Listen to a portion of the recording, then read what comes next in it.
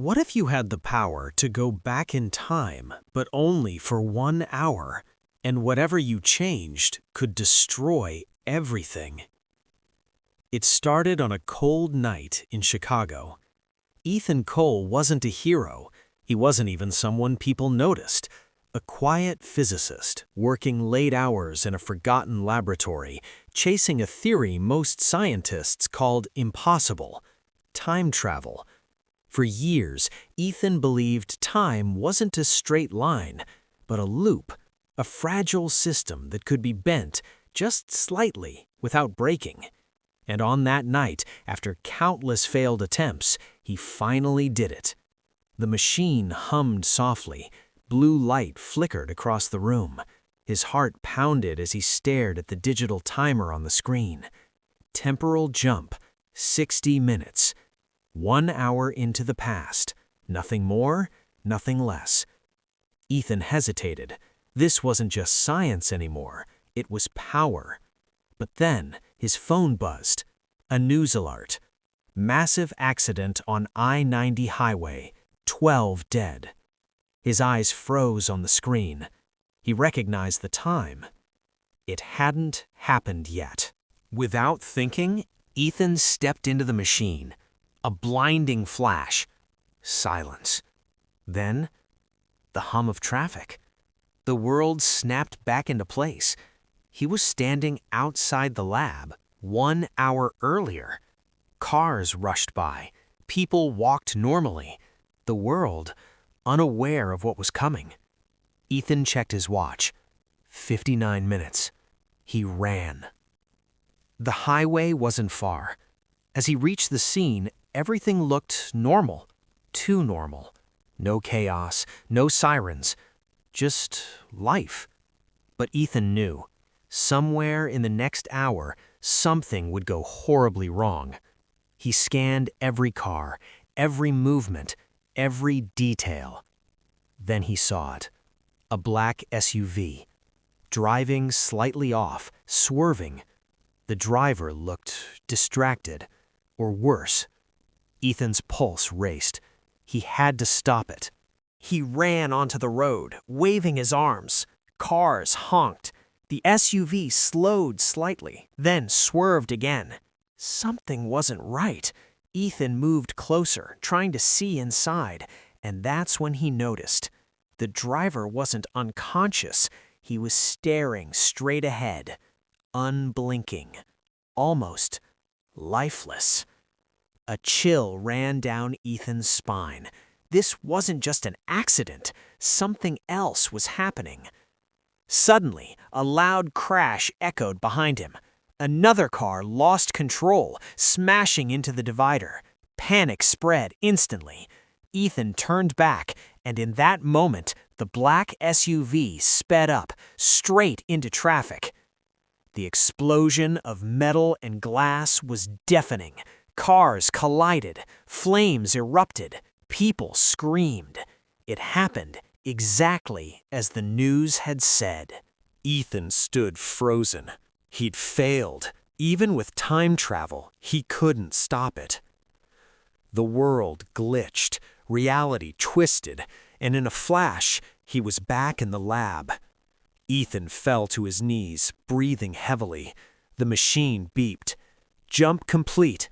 But something was wrong. The news on his phone changed. Highway crash claims 18 lives. Ethan's heart dropped. He made it worse. That's when he realized the truth. Time wasn't meant to be changed. Every attempt had consequences. But Ethan wasn't ready to give up. He reset the machine. Again, and again, and again. Each jump, another attempt. Each attempt, another failure. Sometimes the crash happened earlier. Sometimes it happened differently, but it always happened. And every time, more people died. Ethan started noticing patterns, small details repeating, moments that felt familiar, like time was resisting him. Then one jump changed everything. Ethan arrived earlier than before. This time, he followed the SUV before it reached the highway. He needed to know why. The vehicle turned into a quiet street, slowed down, and stopped. Ethan approached cautiously, heart pounding. He looked inside and froze. The driver was him. Same face, same eyes, but older, tired, broken. Ethan stepped back, shaking. This isn't possible. The older version of him looked up slowly, as if he knew, as if he'd been waiting. "You finally figured it out," the older Ethan said. "What is this? What's happening?" The older Ethan sighed. "I tried to stop it too." "How many times?" Ethan asked. The older version looked away. "I lost count." Ethan's mind raced. This doesn't make sense. Why does the crash keep happening? The answer came quietly. Because we cause it. Silence. Every attempt to stop the accident created it. Ethan stepped back in horror. No, that's not possible." The older Ethan said, "You stepping into the road, the panic, the chain reaction, it all starts with you." The truth hit like a wave. He wasn't saving lives. He was the reason they were lost. Tears filled Ethan's eyes. "Then how do we stop it?" The older version looked at him with a sadness that felt endless.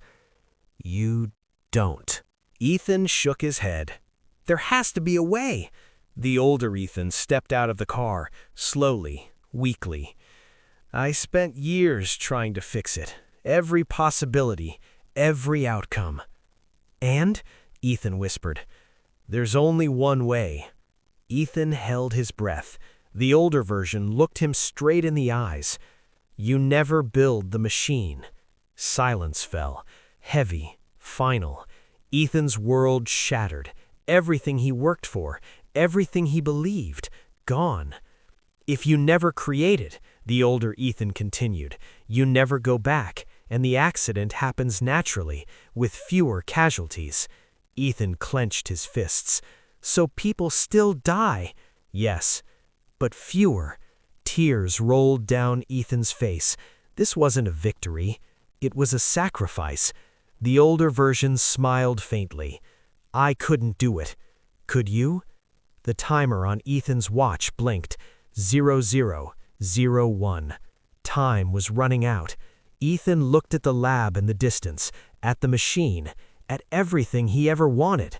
Then he looked back at himself, at the cost, and made his choice. The world flashed. Ethan was back in the lab, one final time. He walked slowly to the machine, ran his hand across it, memories flooding his mind. Then he pulled the power. The machine shut down forever. The next morning, the news reported a highway accident. 6 people dead. Tragic, but not catastrophic. Ethan sat in silence, knowing the truth. He could have saved more, but in trying, he almost destroyed everything. Sometimes, the greatest power is knowing when not to use it.